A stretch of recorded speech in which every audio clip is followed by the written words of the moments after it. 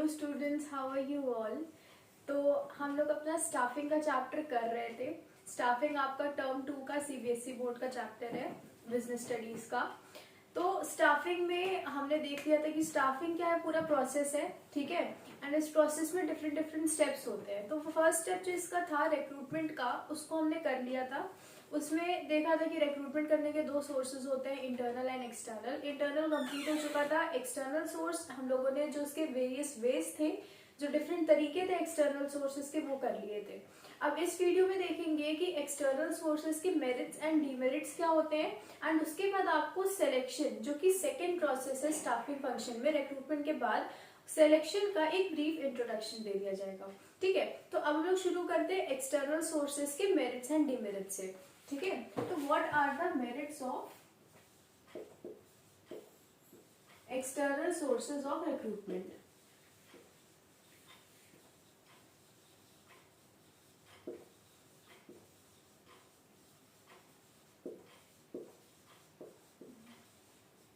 देखिए, मेरिट्स का क्या मतलब होता है। मेरिट्स का मतलब होता है आपका एडवांटेजेस, प्रोज, ठीक है। एडवांटेजेस हो गया, प्रोज हो गया, मेरिट्स हो गया, ये सारे टर्म्स साइमल्टेनियसली जो है यूज हो सकते हैं, सिनोनिमसली यूज हो सकते हैं, क्वेश्चन में किसी भी वे में आ सकता है, ठीक है। तो क्या एक्सटर्नल सोर्स होता है, क्या है एक्सटर्नल सोर्स, आपने देख लिया है। ये एक ऐसा सोर्स है जब एक ऑर्गेनाइजेशन को जब स्टाफिंग का काम करना है तो वो क्या करेगी, उसके पास दो ऑप्शन होते हैं, या तो अपने ऑर्गेनाइजेशन के अंदर से लोगों को रिक्रूट कर लो या बाहर से रिक्रूट करो। जब बाहर से रिक्रूट करती है तो वो एक्सटर्नल सोर्स होता है। तो एक्सटर्नल सोर्स के मेरिट्स क्या होते हैं। तो एक्सटर्नल सोर्स का जो फर्स्ट मेरिट है, फर्स्ट मेरिट कहता है क्वालिफाइड पर्सनल।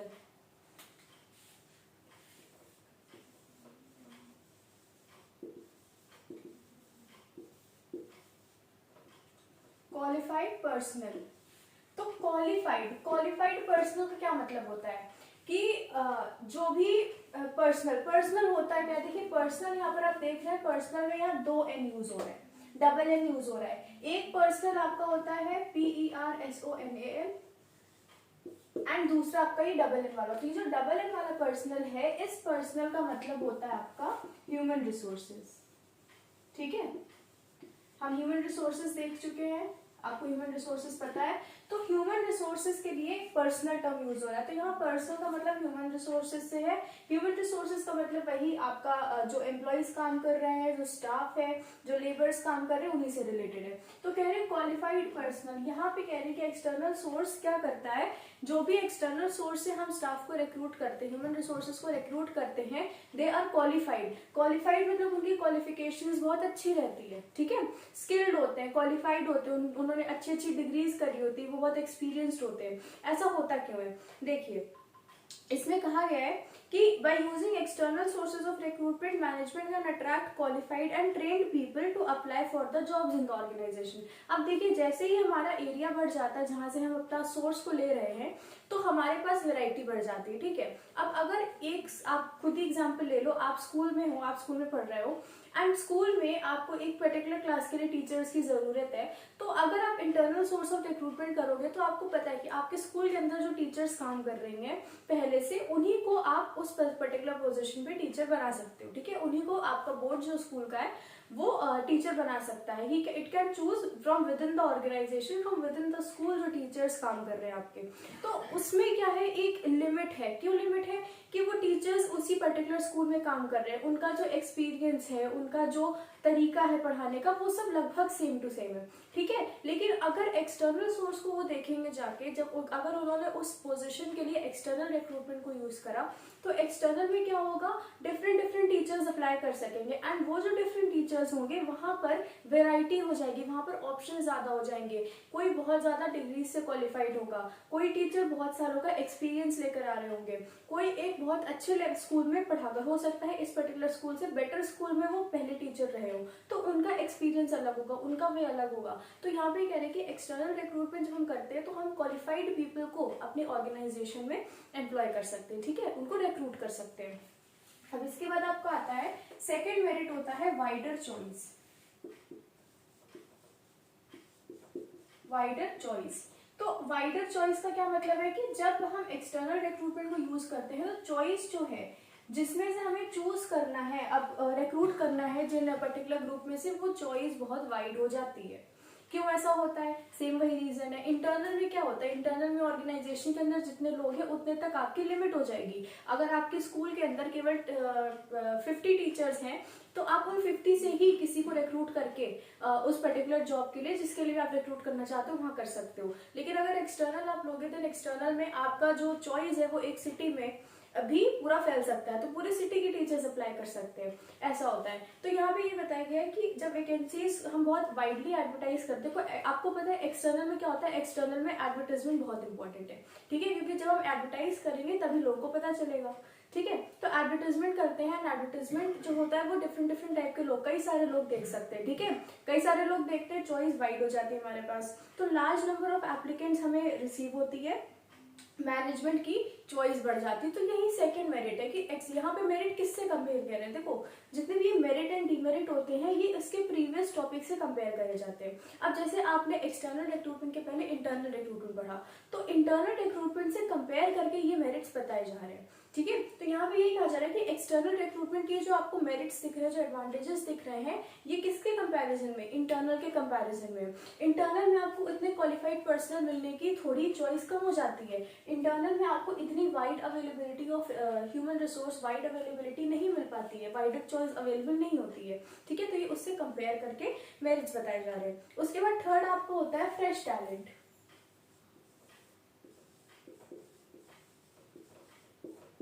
देखिए ये जितने भी पॉइंट्स हैं ये सब इंटरलिंक्ड है। अगर आप देखो क्वालिफाइड पीपल आएंगे, क्वालिफाइड पीपल आ रहे हैं, इसका मतलब हमारे पास चॉइस वाइड है। जब वाइड चॉइस रहेगी, डिफरेंट तरह से लोग आएंगे, देन वो फ्रेश टैलेंट भी हमारे ऑर्गेनाइजेशन में आएगा, ठीक है। एक बंदा बाहर से हमारे ऑर्गेनाइजेशन में आएगा तो वो अपने साथ अपने व्यूज, अपनी स्ट्रैटेजीज, अपने एक्सपीरियंसेस लेकर आएगा, ठीक है। बिकॉज एक ऑर्गेनाइजेशन के अंदर, जैसे आपको पता है कई बार आप लोग स्कूल्स में देखो कंपटीशन हो जाता है कि एक पर्टिकुलर स्कूल बेटर है in comparison to some other school, A school is better in comparison to B. ऐसा क्यों होता है कि ए स्कूल में जितने बच्चे हैं they are of same mindset, जो स्टूडेंट्स ए स्कूल में पढ़ रहे हैं उनका माइंडसेट एक तरीके का होता है, उनका वे ऑफ डूइंग वर्क एक तरीके का होता है, बिकॉज एक ऑर्गेनाइजेशन के अंदर एक पर्टिकुलर तरीके से काम चलता है। अगर उस स्कूल को आप दूसरे स्कूल से कंपेयर करो देन उस स्कूल का काम करने का तरीका थोड़ा सा अलग हो सकता है, वहां पे हो सकता है थोड़ी अलग फैसिलिटीज अवेलेबल हो, अलग उनका डेली रूटीन चलता उन स्टूडेंट्स का, तो उससे क्या है व्यूज में, एक्सपीरियंसेस में, स्किल्स में थोड़ा थोड़ा चेंजेस आ जाता है।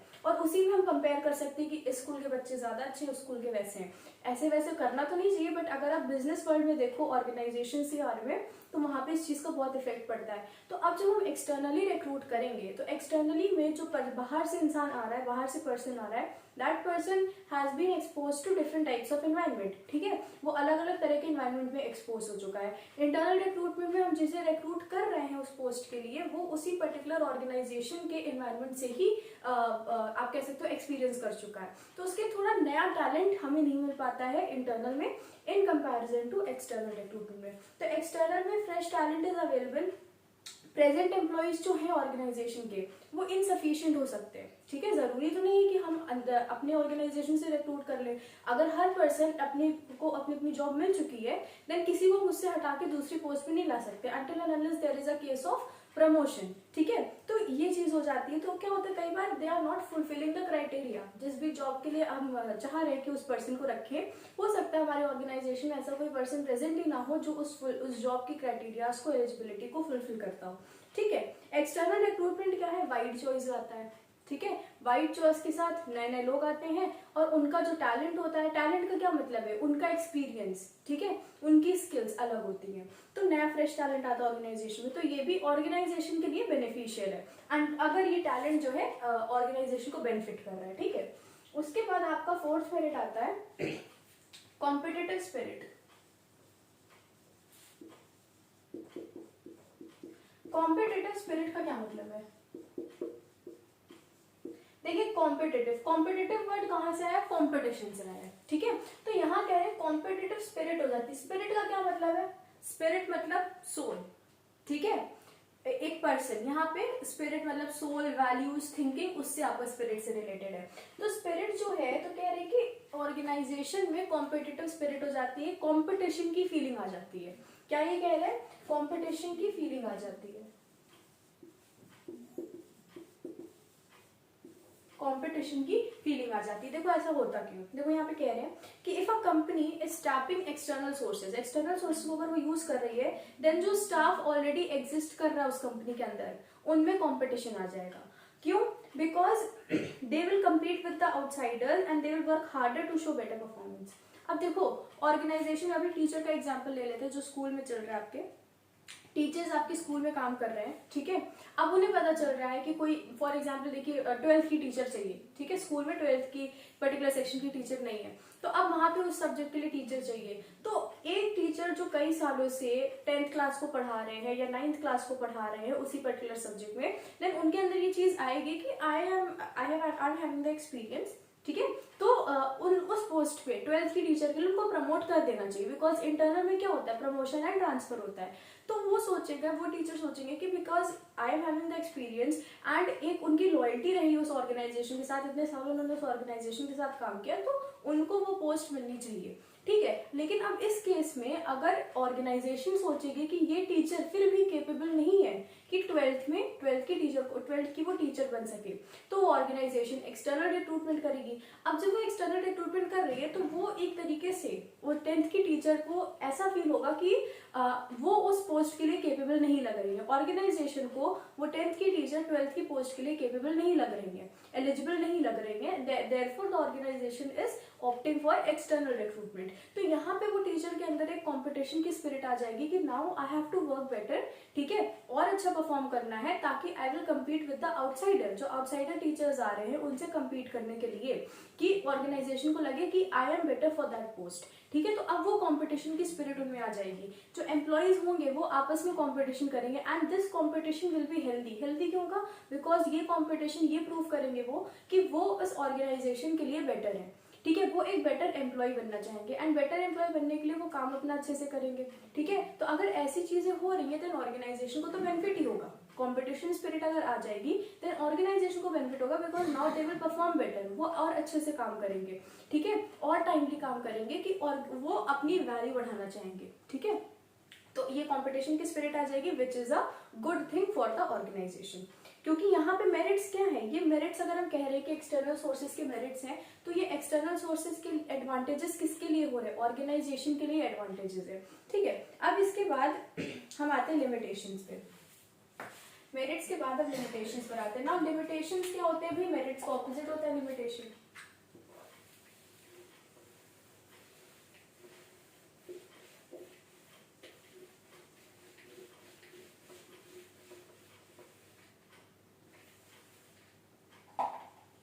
अगर हम देखें लिमिटेशंस क्या होते हैं,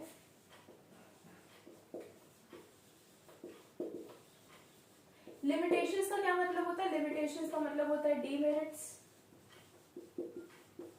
और डिसएडवांटेजेस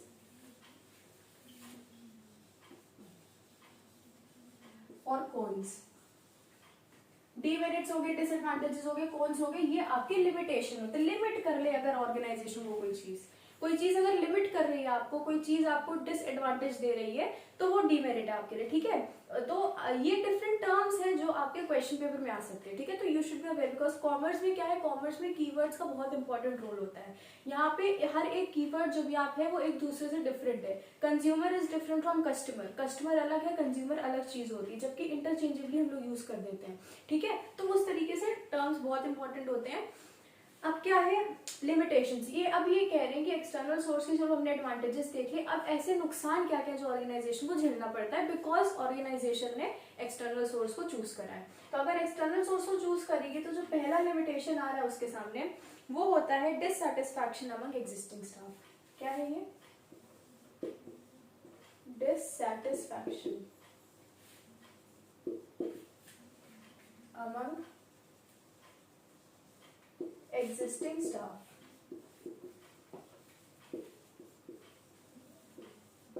तो यहाँ कह रहे हैं कि जो स्टाफ ऑलरेडी एग्जिस्ट कर रहा है, स्टाफ मतलब वही ह्यूमन रिसोर्सेज, या तो एम्प्लॉय होगा या तो लेबर होगा, जो भी स्टाफ अवेलेबल है एग्जिस्ट कर रहा है ऑलरेडी ऑर्गेनाइजेशन के अंदर, उनमें क्या है डिससैटिस्फैक्शन आ जाएगी, they will be dissatisfied.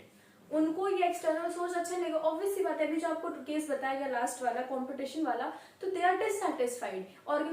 Employees को लगेगा कि ऑर्गेनाइजेशन उनकी वैल्यू नहीं कर रही है, ठीक है, उनको लगेगा कि इतने साल हमने ऑर्गेनाइजेशन पे काम किया एंड फिर भी वो उस पोस्ट के लिए एक्सटर्नली रिक्रूट कर रही है, we are not capable to be promoted at that post, ठीक है। तो इससे क्या है, एम्प्लॉयज के अंदर डिससैटिस्फैक्शन आ जाएगी। फिर क्या होगा कि external recruitment may lead to dissatisfaction and frustration among the existing employees, and they may feel that their chances of promotion are reduced. अब they will be frustrated, frustration तो होगी, because एक एम्प्लॉय 10 साल से काम कर रहा है, देन उसके मन में आता होगा कि now he will get promoted, ठीक है। बट प्रमोशन के टाइम पे क्या पता चल रहा है कि ऑर्गेनाइजेशन तो एक्सटर्नली उसने एप्लीकेशंस डाल दी है एंड वो एक्सटर्नल रिक्रूटमेंट कर रही है। तो मतलब अब तो कहते हैं ना कि अब उनका वो रास्ता बंद हो गया, अब उनका प्रमोशन का रास्ता बंद हो गया। तो ऐसे क्या है, फिर एम्प्लॉयज डिमोटिवेट हो जाते हैं, फ्रस्ट्रेटेड रहेंगे, डिमोटिवेट रहेंगे, और फिर क्या करेंगे, फिर वो अच्छे से काम नहीं करेंगे, ठीक है। फिर अच्छे से ऑर्गेनाइजेशन में जब वर्क नहीं करेंगे तो ऑर्गेनाइजेशन को नुकसान होगा।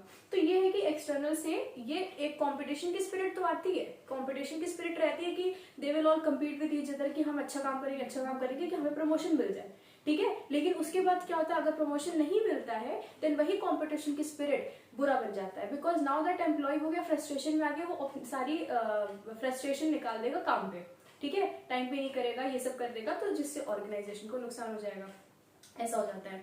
अब इसके बाद सेकेंड लिमिटेशन कह रहा है लेंथी प्रोसेस।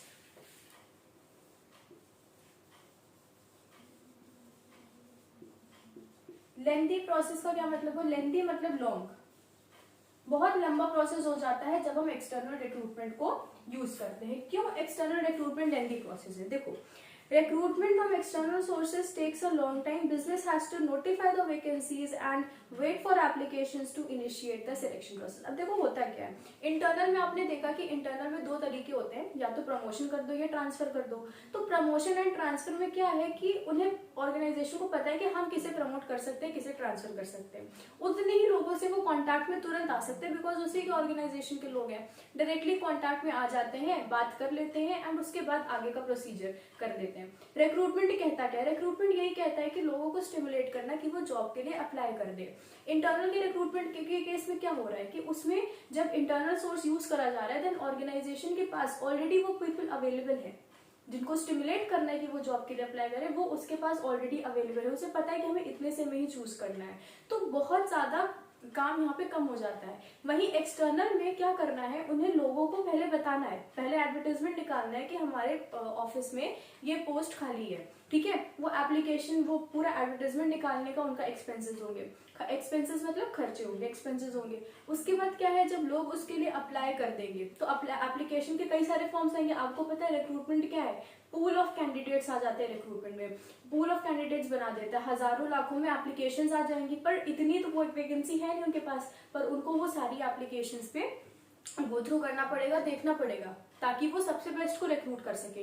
तो अब वो उन सारी एप्लीकेशंस में गो थ्रू उन्हें करना पड़ेगा, जिसमें फिर उनका जितना ज्यादा काम होगा उतने ज्यादा लोगों को उन्हें एम्प्लॉय करना पड़ेगा, उतनी ज्यादा चीजों का उनको यूज करना पड़ेगा एंड उतनी ही ज्यादा उनके एक्सपेंसेस होंगे। तो अब उनके एक्सपेंसेस और बढ़ जाएंगे, पहले एडवर्टाइजमेंट करो, फिर एप्लीकेशन फॉर्म्स आ रहे हैं उनको रिसीव करो, उसके बाद लोग आएंगे आपके पास, तब आपका रिक्रूटमेंट का काम खत्म होगा।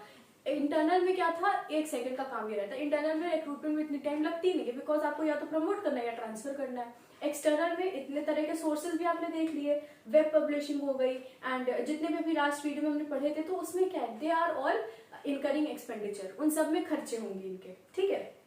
तो इसलिए ये लेंथी प्रोसेस हो जाता है, ये लेंथी प्रोसेस हो जाता है। जो काम ट्रांसफर एंड प्रमोशन के टाइम आप तुरंत कर सकते हो, वही एक्सटर्नली रिक्रूट करने में आपको कई टाइम लग सकता है, 1 महीना 2 महीना लग सकता है, ठीक है। तो लंबा प्रोसेस हो जाता है। अब क्या है, इसी से आपका देखो नेक्स्ट लिमिटेशन आ रही है, इसी से आपकी थर्ड लिमिटेशन आ रही है कॉस्टली प्रोसेस। अब हमने लेंथी प्रोसेस तो बता दिया, लेंथी देखो जो भी चीज जितना ज्यादा एक्सटेंड करेगी वो उतना ज्यादा एक्सपेंसेस इनकर करती चली जाएगी, ठीक है। तो अब वही लेंथी प्रोसेस कॉस्टली प्रोसेस भी हो गया, बिकॉज अब वो जैसे आपको पता चला इतना टाइम अगर लग रहा है कोई काम करने के लिए, देन उतनी ज्यादा एक्सपेंसेस भी हो जाएंगे, एडवर्टाइजमेंट करवाओ, फिर एप्लीकेशन फॉर्म्स लो, तो इस तरीके से कॉस्टली हो जाता है, बहुत कॉस्टली होता है to recruit staff from external sources and lot of money, advertisement वगैरह में बहुत ज्यादा एक्सपेंसेस हो जाते हैं एक ऑर्गेनाइजेशन के, ठीक है। तो क्योंकि ये जितनी भी चीजें आप पढ़ रहे हो ये कंसिडर कर रहे हो कि एक बड़ी ऑर्गेनाइजेशन कर रही है, ठीक है, एक बड़ी ऑर्गेनाइजेशन ये सारे स्टेप्स ले रही है, एंड जैसे टाटाज हो गए एंड रिलायंस हो गए, तो इन सब में जब ये फंक्शंस होते हैं, ये स्टाफिंग का प्रोसेस होता है, तो इनका एक्सपेंडिचर लैक्स में आता है एंड उससे ज्यादा भी आता होगा, ठीक है। तो ये आपको हो चुका है रिक्रूटमेंट खत्म। तो रिक्रूटमेंट में आपने बेसिकली क्या देखा, रिक्रूटमेंट में यही देखा कि रिक्रूटमेंट का मेन फंक्शन, जो रिक्रूटमेंट मेन यही कहता है कि आपको लोगों को स्टिमुलेट करना है कि वो जॉब के लिए अप्लाई कर दे, ठीक है, एप्लीकेशन फॉर्म्स फिल करके आपको भेजते, यही रिक्रूटमेंट होता है। रिक्रूटमेंट करने के लिए एक ऑर्गेनाइजेशन के पास दो तरीके होते हैं, या तो अपनी ऑर्गेनाइजेशन के अंदर से ही रिक्रूट कर ले लोगों को इंटरनल, या ऑर्गेनाइजेशन के बाहर से विच इज एक्सटर्नल।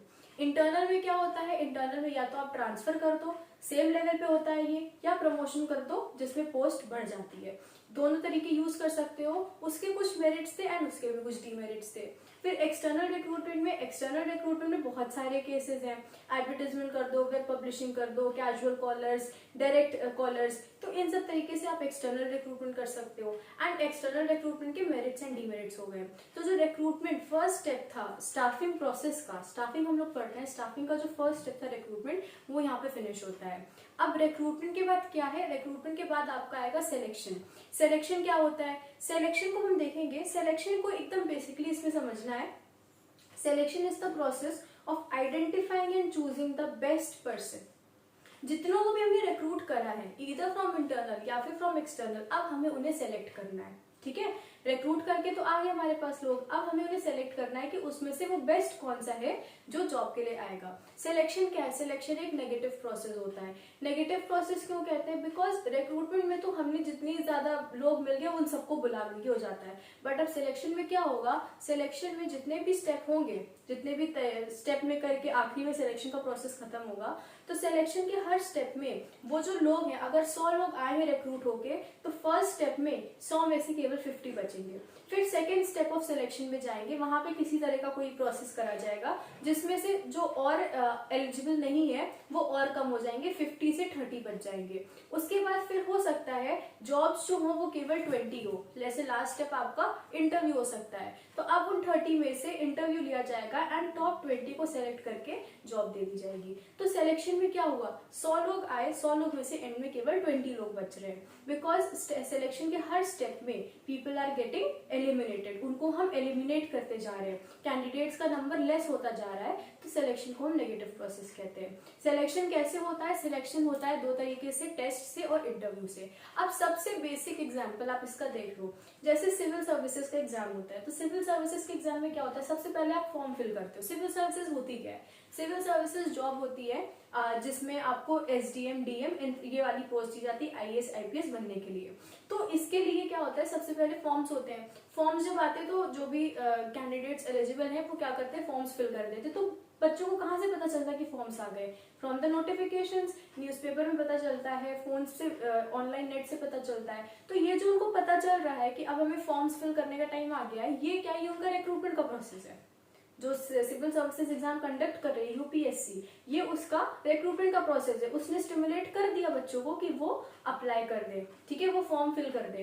तो जो फॉर्म फिल कर देंगे, अब क्या होगा, उसके बाद वो अपनी प्रेपरेशन करेंगे। प्रेपरेशन में देखो क्या होता है, जो भी आपका ये सिविल सर्विसेज एग्जाम होते हैं इसमें 3 होता है, ठीक है। सबसे पहले आपका प्रीलिम्स होता है, देन मेंस होता है, देन इंटरव्यू होता है। तो प्रीलिम्स एंड मेंस क्या होता है, टेस्ट होता है। जैसे ही ये फॉर्म फिल का काम खत्म हो जाएगा और ये आपका जो एग्जाम होना होता है वो जब स्टार्ट हो जाता है, जैसे प्रीलिम्स का एग्जाम जब होगा तो प्रीलिम्स के एग्जाम से आपका रिक्रूटमेंट खत्म और सिलेक्शन का प्रोसेस स्टार्ट हो जाता है।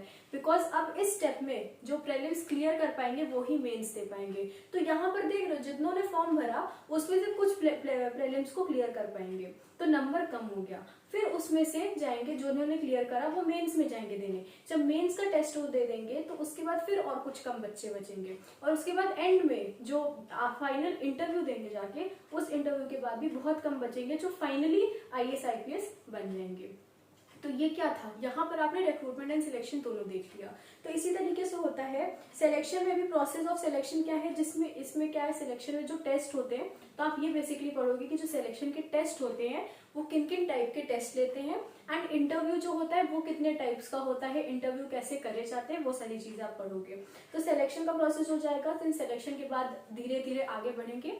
एंड स्टाफिंग यही होती है। स्टाफिंग करना क्या चाहती है, स्टाफिंग चाहती है राइट पर्सन राइट प्लेस पे हो, ठीक है, जो एलिजिबल है उसको उसी के हिसाब की पोस्ट मिल जाए, ऐसे होता है। तो यही स्टाफिंग पढ़ रहे हैं, एंड अभी इसको आगे हम लोग कंटिन्यू करेंगे सिलेक्शन के बारे में। सिलेक्शन फिर डिटेल से होगा। रिक्रूटमेंट आपका थोड़ा लंबा था बिकॉज उसमें ज्यादा एक्सप्लेनेशन रिक्वायर्ड थी। अब सिलेक्शन से वो पूरा फ्लो में चलता जाएगा। अगर आपको कोई डाउट है then you can ask in the comment section, and just study hard and take care of yourself and bye.